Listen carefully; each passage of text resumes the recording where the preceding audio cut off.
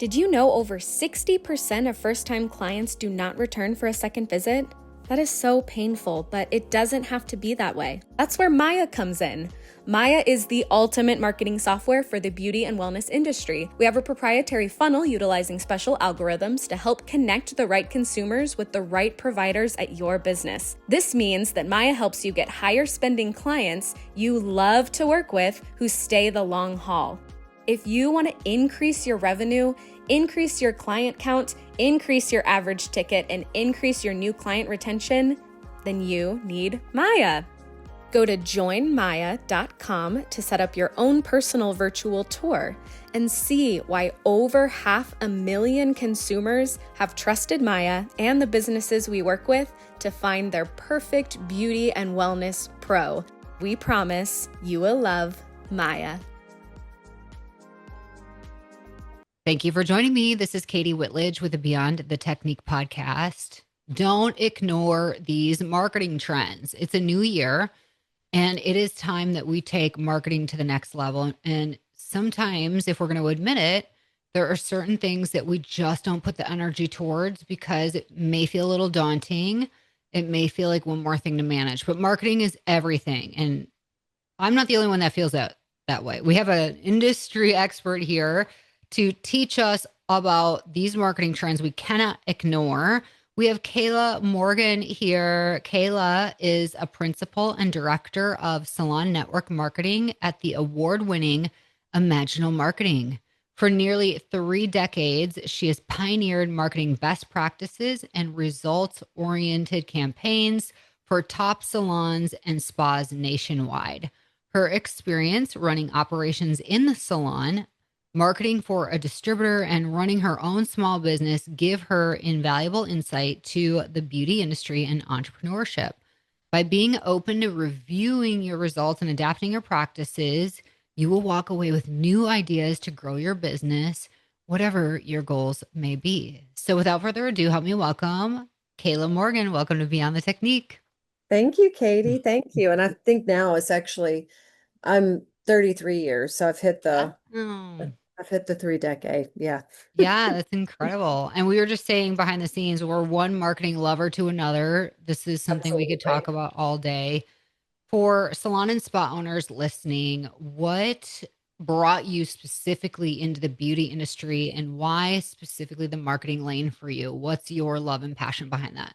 So it's kind of a fun story, actually. I graduated in marketing from the university here in my town, and I was a client at Paris Parker Salons, which are owned by Neil Corporation. And I was getting my hair colored, and my colorist was like, why don't you just work here? You're in here all the time. You love product. And I was like, well, this is a great idea. Well, I mean, I'm not going to lie. I knew the company had a marketing department. I kind of wanted to stay close to home after graduating. So I did it with the intention of getting my foot into the marketing department, which was fairly new at the time. I think they'd only had a marketing team for the distributorship maybe 3 or 4 years, maybe 5 at the most. So I did it with the intentions of trying to get a little foot in the door, and it totally got derailed in a different direction, which led to a beautiful mentorship and an opportunity for me to learn so much about the industry. But the owners of the distributor ended up grabbing me to be their personal assistant. So I didn't even go into the marketing department. I went into a whole another realm, which probably gave me a lot of my industry contacts from the get-go. So Wow. that's where the love of it happened. The marketing part is really organic for me. So it comes very naturally.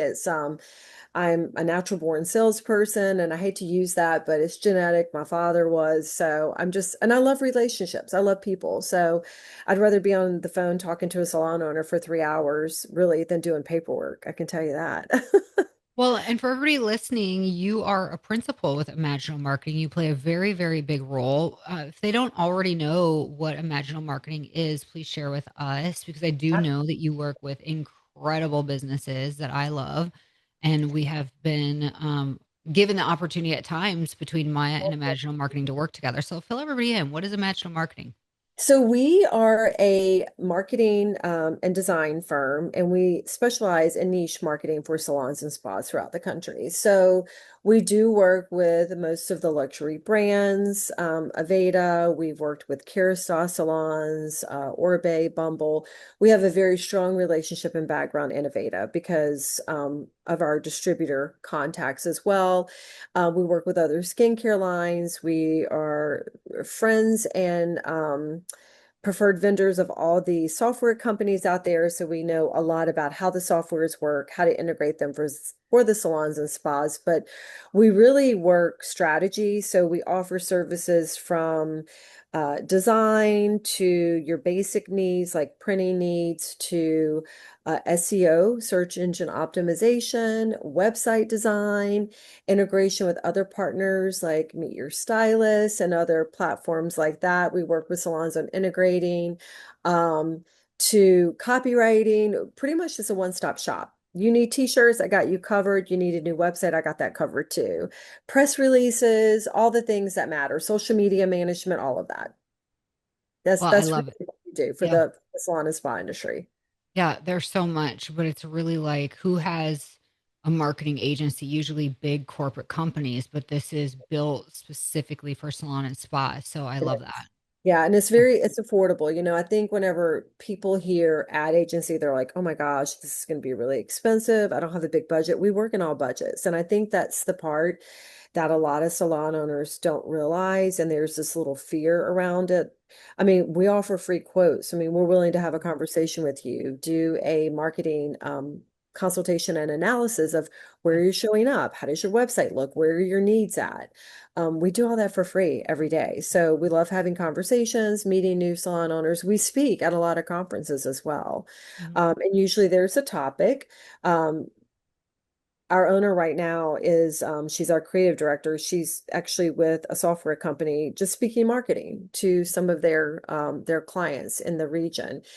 They've been in different cities for the last 2 months. We speak at Intercoiffure and usually about digital marketing, which is such a hot topic, right? Everybody's onto the digital marketing aspect of life. And yeah, so we do all of those things. Yeah. Well, speaking of digital marketing, there's certain marketing trends now that it's 2026 that Yes. we just simply cannot ignore. Where do you want to start with that? What should we be paying attention to? I mean, so when it comes, so how to generate revenue, right? That's really going to be the biggest thing. Like, how are you going to use digital marketing to generate revenue? And those are the areas I think you should really hone in on if you haven't. And this is kind of how I feel about marketing. It all evolves, but it always goes back to the basics. And what do I mean by that?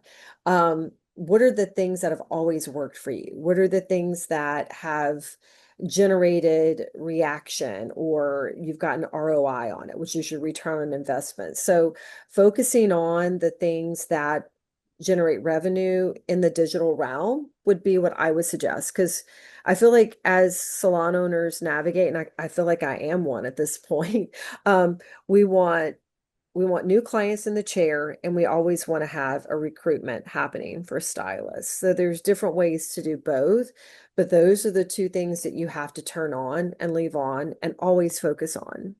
Um, so do you want to just kind of jump into some of the digital aspects really quick? Okay, Yes, here we please go. do.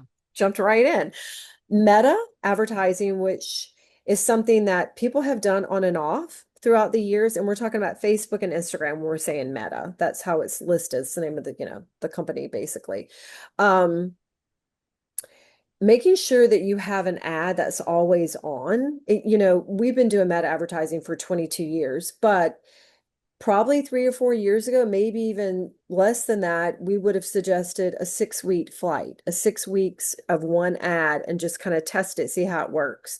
Now it's always on. So you turn it on and you don't turn it off. So you're going to run it for a straight year, basically. And we can geo-target, and you should be geo-targeting whenever you are running a meta ad. So do within a 25-mile radius of your location if you're going to run an ad. Also, make sure you have a best practice offer, something that has worked before for you. here's the thing, you never want to do a new channel and a new offer at the same time because you really don't have anything to compare it to, right? You can do A/B testing and do a new channel, a new offer, then do an old channel and an existing offer if you want. But we would highly suggest you do something that you've done before. What is your best practice? And consumers are really not doing a whole lot of movement on lower dollar amount offers. So like 50 is the new offer, $50 off a new service. Um, and believe it or not, as excited as we get and how visual we are, an exterior photo works way better on Meta for an ad retract, for someone to grab attention than a video, than a model.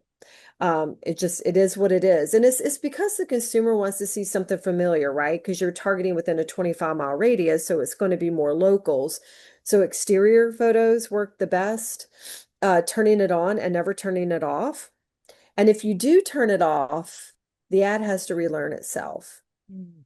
So Interesting. their algorithms have really changed. The longer you run it, the better it does. So that's kind of the tried and true go-to when you're wanting to recruit new clients. Let So if me you, ask this, because you yeah, said your ad should always be running. And I yes. was going to say, okay, why is that? And is it because every time you turn it off, it has to relearn everything and it starts from 100%. scratch? Yep. Same Okay. with changing the visual and the offer. If you change a visual 3 months in, and I'm not telling you not to, because you could have something that's not tracking Forming. well and you Hmm. want it to really be, you want to test something else. And you can say, look, every 6 months I'm going to change the ad, but that's going to be an A/B test, right? Because you're going to change the offer, you're going to change the visual. So, Is it better to keep that ad running and then go yes. build a new ad with all the things and change out one variable? Yes, I Yep. would. Yeah, because that way you can really test it, right? What's going to work better? But like I said, it's crazy, but exterior images get more Yeah, clicks. And I think it's that's because cool. people are looking for familiarity, right? They want to know where it's located. They want to know what it looks like. I mean, have you ever been on Instagram? And this has happened to me before. And I'm like, oh my God, when I'm in New York, I have to go to this place. It is so cute. And then you get there and it's like it's like a little tiny box. And you're like, didn't feel like that on Instagram, No. did it?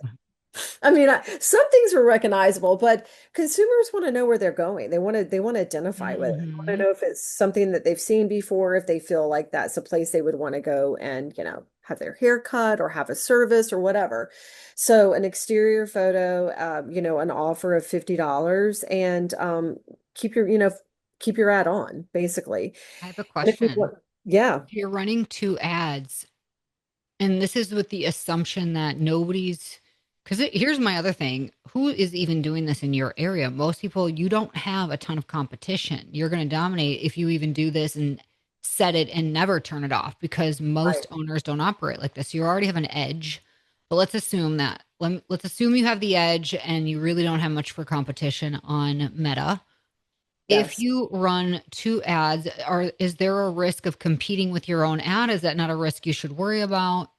No, I wouldn't, no, I would not think you would be competing with your own ad because you're going to change one thing on it. You're going to attract a different consumer. You might even want to change your geo-targeting, right? A little bit to see if that's different.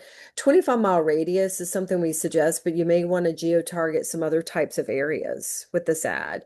You may have multiple locations at your salon, and you might want to target one area for one salon and another area for another salon. So you technically would not be competing with yourself, I don't think at Nice. all. No.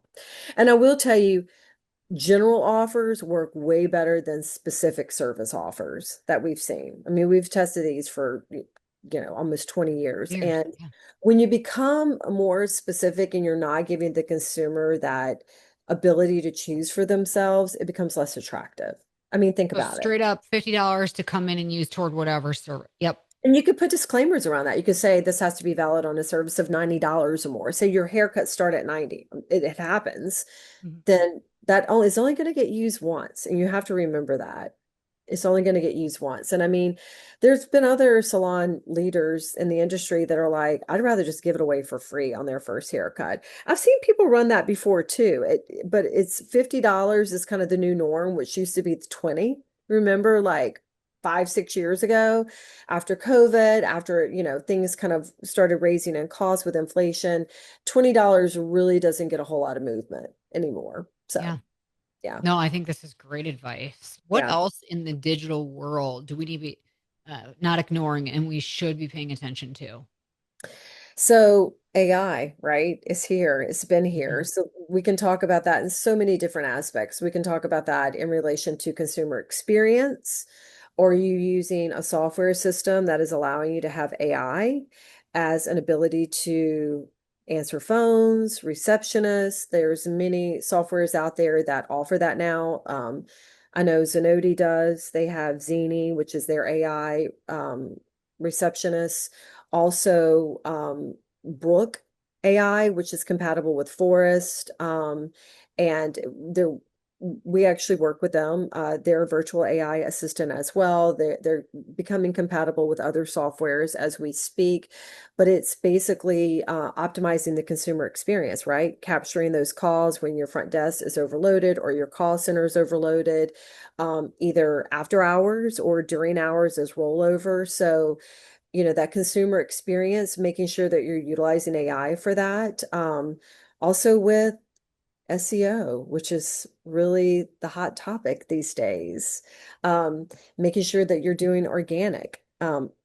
Organic is different from local. And I know you probably know this, Katie, but organic is optimizing your site.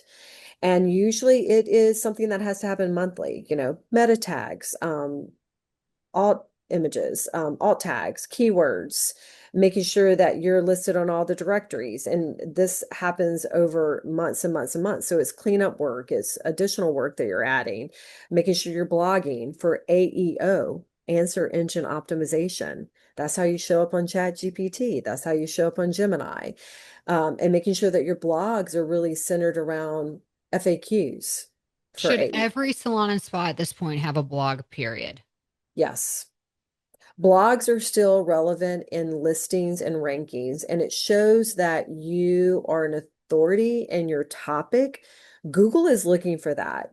And we can get on a side conversation of Yelp versus Google all day, but Google has really ramped up their authority in listings and how consumers and how they interact with consumers. So we like to put our energy toward Google. You've heard the saying Google's king, basically, and Google loves content. Blogs give you that content, but it needs to be relevant information. Like, moving into the new year, how to care for your hair in the winter could be one thing. It could be listed as an FAQ. You can interject your products that you carry or how you can purchase them or packages that you have for hair, membership packages. So yes, everyone should have a blog, and it's so easy to blog now. And look, let's talk about AI with blogging. You can use AI to blog, but you still need to have some strategy around it, and you need to have some human contact. So you need to go in there and probably adapt things, possibly rewrite a few things, add in your photography. Don't use AI for photos. It's not a good thing. They come out really weird, like, golden retriever with wings and just crazy stuff. So we can talk about examples of bad AI all day, but you should be using AI to blog once a month. You know, and what happens is if you have the paid version, which you should have the paid version of AI, of ChatGPT or whatever you're going to use, it will learn your tone over time. So your edits will become less and less, but you want to make sure that you're writing relevant content to your services. Well, back to AI, consumers are using it more and more. I just ran into a gym buddy who took his family on this amazing vacation. And I said, "Who helped you plan this? How did you even know about these places?" And he goes, "Literally ChatGPT." So Yeah. if somebody's moving to your area and they're like, "Show me the salons that are this, that, and the other type of thing," what do we need to make sure that we are coming up as? Now, I'm curious. Yeah. What would you recommend? You need to be coming up for these keywords. If somebody's putting in these things, if you're not coming up, you know what I'm saying? And then what would need to change? Yeah. So best salon, best spa, depending on what service categories you are that you offer. Say you are just spa, and there are a lot of accounts out there that we work with that are just spa. What is your color, hair color, right? That's if you're a salon, that is what you want to get consumers in for. You want to retain them. Color is your retaining service. It's also your higher ticket item service. Um, so making sure you're coming up for best color salon, or say you're launching new services like head spa, which has become a new service that everyone has been adapting and adopting into their locations. You might want to come up for head spa in your city name. And that's where a lot of the organic SEO work comes into play, right? So you're making sure your site's optimized with the keywords that you want to show up for, the meta descriptions, which are deeper descriptions that Google's looking for. You also want to make sure you're blogging for those things, but that also is a little bit of local SEO. So local SEO is optimizing your Google My Business page.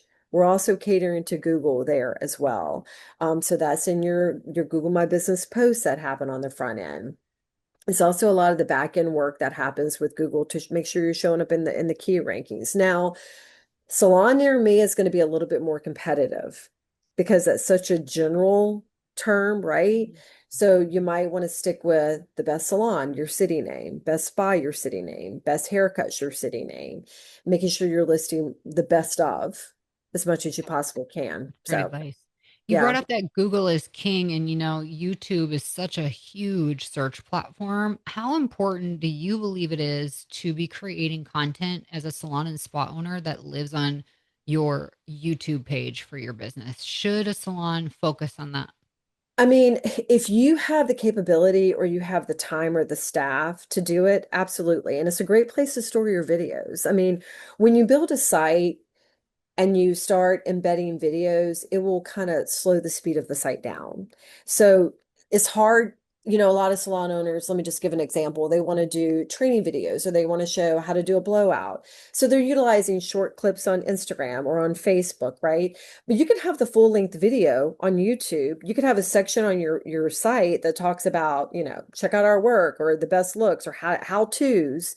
And you could have the videos embedded so when they go to watch them, it actually pulls it up in YouTube, right? But they're still visually there as a screen. So it gives you that inbound, outbound link to YouTube, but it also gives you rankings on YouTube as well. I mean, it's a beautiful platform and it's got great SEO. So Yeah. if you have the ability to do it, it is a great place for your longer videos to live. And it'll get you views there. It'll also help Google to realize, oh, look what they're doing. They're posting relevant content. So that would be my suggestion. That's how most of the salons that I've had embedded videos on their website, that's where they live. They're living on YouTube. And most salons have a YouTube account, they just forgot, right? Yeah. It's a great place to drop all your training videos, or it's a great place to have links back for recruitment. It's just, it could be utilized for so much. You just probably need to have a strategy and then kind of stick with that strategy. Well, here's a great debate question when it comes to Okay. digital marketing for social media specifically. And often marketers will say, pick one social media platform and Sure. really go all into it. What's your thoughts between going all in as a salon or spa into Instagram versus TikTok? Oh, Or is there a reason to have both? that's a tough one. I'm going to tell you, Meta, your consumers are still on Meta. They really are. And once again, this is going to go back. If you have, if you have the means and you have the staff, because TikTok's kind of has to be in the moment, right? You need to have like a TikToker on staff that can really help you boost your name or help you put the reels together or the videos together or The the trends come and go quickly Right. on there. Right. I mean, look, I have a really good friend of mine that's a baker, and she owns a bakery here in my hometown, but she became TikTok famous almost before the bakery did. Wow. So but now it's all meshed together, right? Because it's her lifestyle, it's her bakery, and then it's her name. So she does a little more fashion and other things on her personal account, but it has leveraged her bakery to go viral multiple times. Wow. Um, and she gets endorsements now and deals and people send her product, all the fun stuff, but she's worked really hard at it, and it just, to me, TikTok is fun. I personally am not on there as much as I should be because i I don't know, I love Instagram more. I don't know why. Maybe Instagram's a little less committal and TikTok has a lot of crazy stuff sometimes. I don't want to use the word BS, but I'm like, what is that? Um, but it's fun. I mean, I think TikTok has more ways to use music. Sometimes I'll build a video in TikTok, save it, and then I share it on Instagram. Mm, That's where you hmm see a lot of this original audio type stuff hmm happening. hmm This people are building out their videos for the music and the more animation and things on TikTok, and they're moving them to Instagram. I don't know if that penalizes you or not. That's not like a great question for me. But if I were to pick where I feel like my consumers are, I would say Instagram, Facebook, Yeah. 100%, all day, any day, based on a luxury salon and spa. Your Yep. consumer is on Facebook, whether you realize it or not. So Meta is going to be where I would drop most of my energy. However, if you want to use TikTok for recruitment, or you have a young stylist or someone on the team that's like, oh my God, I love making TikToks, do it. Do Mm, it every day, all day. It's not going to hurt you. hmm It's not going to hmm hurt you. hmm But if you're going to ask me to pick, I'm going to go Instagram, Facebook. Yeah. Well, I think you hit the nail on the head of like, it depends on your target market. Your clients are on Meta, your future recruits are probably on TikTok. So I think that was 100%. brilliant. Brilliant. What Yeah. else do we want to make sure we don't ignore now that it's 2026 when it comes to our marketing? Um, so the biggest part is making sure to me that your brand equity is solid, right? So how do you make sure your brand equity is solid? And this is a basic, or in this, it's things we forget though, because we get caught up in doing the stuff, right? We get caught up in, oh my God, I have to go to a recruitment fair. Oh my God, I have to run a new client ad. But your brand equity is going to dictate a lot of your success, whether it's 2019 or whether it's 2026.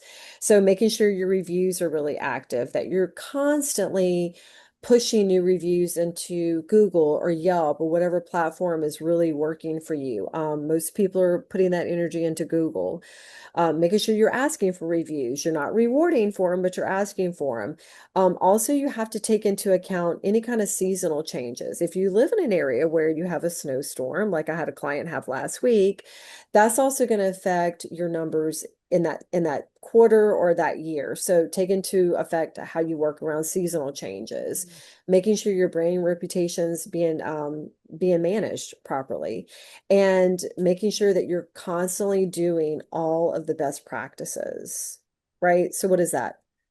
Referrals, new client recruitment, constantly recruiting staff, having somebody designated to making sure you have a great careers page on your website. I mean, that's really a simple one.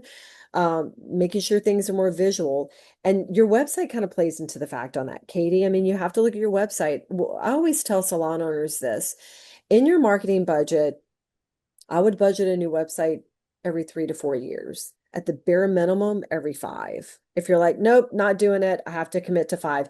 You have to commit to it. You cannot have a website, set it and forget it.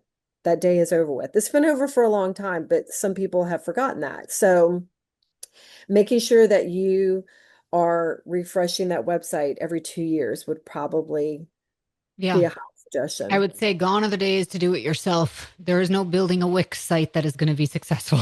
No, and look, there are ways to manage. I mean, we build sites in WordPress. We love it for the creativity that it allows for design and integrating more programs like referral programs, interactive staff pages. We prefer that platform.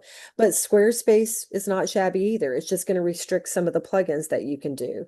But any of these sites that are designed in WordPress, Squarespace, there's a couple other out there, they are made for salons to be able to update themselves. We just make it too easy and too inexpensive, I think, for salons to have to do it. They just pay me to do it. So, that's how that kind of works. But most websites are built to where you can have somebody update them yourself. Or if you hire your own web developer to do that on the clock, that's fine too. But yeah. And the websites are becoming less and less expensive because technology has gotten so much better throughout the years that a website that would have cost 10,000 probably 3 years ago may cost half that now, maybe even Interesting. less, depending on what bells and whistles that you want to Well, add to it. that's exactly great news for salon and spas listening right now. And I'm curious, when you talk about best practices and budgeting for dot dot dot, what would you recommend a salon or spa budget for their marketing every year? What percentage of their revenue do you believe will have the right impact Yeah. for a salon and spa? So I knew you were going to ask me that. I'm like, well, And I I feel like I this know number what has I know changed recently. industry. I'll just say this: I know industry wide, on average, we spend 3% of our revenue, whereas corporate America typically spends 7% of their revenue on marketing. So, are you noticing with your best performing salons and spas that have the most growth, you see just improving KPIs over the years, Mhm. a certain trend with that? What are your thoughts? I mean, between 1 and 1.5% of your gross projected revenue is that's low, right? Um, it used to be 3%. Um, especially if it's a new, it could be even as high as 5 if it's a new salon opening. But anytime you have a new project, so you're doing a renovation, you're going to be a little higher, right? Or because you're going to have marketing around that. Or if you're going to build a new website, you might be a little bit higher, around the 2%.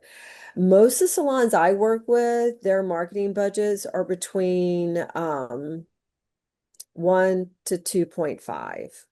Now, when they start including the retail bags that they buy, this ad contract that they bought without, telling me about it, they end up creeping up a little bit higher. But I mean, the what I'm hearing now, the average should be 1% or less in that range. And that's kind of Oh, hard. It's kind of hard. hard to live Um, off. Yeah, yeah. yeah, it is. So, I mean, at the bare minimum, I would say 1.5 is the average that mine are. And I have one client that she's probably going to hear this and be like, that's not what mine is. I think hers was like, I don't know, 5%. And I was like, okay, well, let's talk about that. Let's look at that. What else are you doing besides the things that you're doing with us? So, Mhm. there's a lot that gets rolled into that. If you have a plugin of a software that helps you recruit, or if you have um other softwares that help with stylist needs, if you're hire a consultant, all of that tends to get rolled into the marketing budget. Sure. Yep. Yeah. Yep. And then speaking of KPIs, a lot of salon and spas say, look, this there's certain things with marketing, digital marketing especially, that sound really great. But how do I know if it's working? What do you typically look at? So the ROI is huge. Let's back it up. So if you're doing Meta, right? So that has an offer attached. That's why you want to have offers attached. It's also another reason why we're not super huge fans of Google ads for just brand awareness, because there's no ROI measurement. There's nothing Mm, for them to redeem. So redemption is a big part of measuring the ROI. So whether you're doing a Meta ad or if you're doing mobile device ID, which we also is another product that we offer, you're measuring it based on a redemption of an offer. love that. So the You key take your is it's got to Yes. be tied to something redeemed so you can track it. It needs to be. When you're looking at SEO work, Mhm. we're looking at how are you performing in relation to the other competitors in your area. That's how you would kind of measure ROI on that, right? But anytime you're running a campaign with a measurable offer, you take how many were redeemed, you divide it by the cost that month, and it breaks down your monthly Mm, acquisition for that new guest. When we're running campaigns, we like to do that either yearly or every 6 months. So this was the cost investment. This is how many you redeemed based on what your team. So this is where the execution comes into.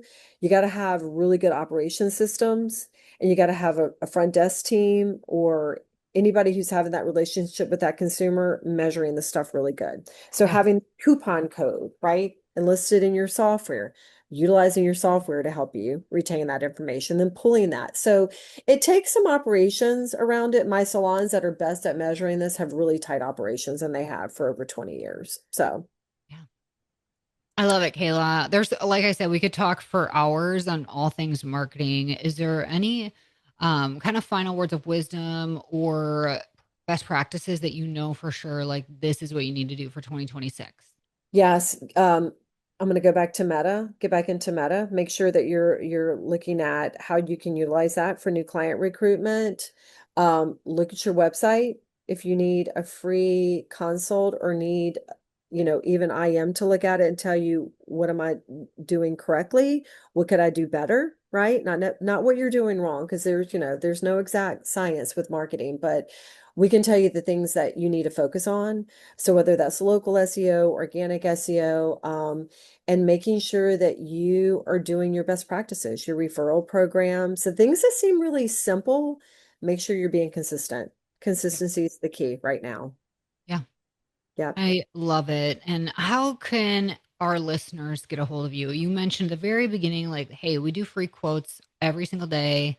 We'd love to talk to you. We'll meet you where you're at with your budget. How can salons and spas listening today get in touch with you? So hello at immarketinggroup.com is a great way to get any of us. Always my email is open. It's just my name, Kayla, Kayla, at immarketinggroup.com. So it's double M, double G. I like to let people know that. Or you can email hello at immarketinggroup.com. Me or someone else on our team will get back with you. Absolutely. Well, I will be putting that in our show notes, and I will put your company, Imaginal Marketing's Instagram in our show notes. So everybody go and follow Imaginal Marketing on Instagram so that you can consistently learn all of these tips, tricks, and even when they are speaking at industry events, that would be great for you to attend and absorb tons of knowledge throughout the industry for your business. So, Kayla, thank you so much Hey, for being Katie. with me today and sharing your wisdom with all of us. Oh, thank you. It was my pleasure. All right. And Talk to you thank soon. you. Yes. And thank you all for joining us here week after week. Happy New Year again, and continue just to commit. You are going to be successful if you choose to do so. We've got your back. If you appreciate this platform, please take a moment to leave us a 5-star review wherever you're listening so that more people like yourself will discover Beyond the Technique, where we're here to change the way that you are supported in your business. Until next time, have an awesome day and stay strong.